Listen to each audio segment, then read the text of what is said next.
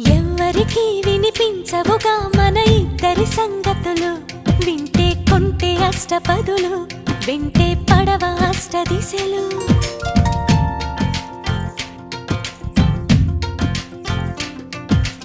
ఎవ్వరికీ కనిపించవుగా మన ముద్దుల ముచ్చటలు. చూస్తే జంట ఏని ఎదలు, మనకే తగులుతుంది ఉసురు. చెబితే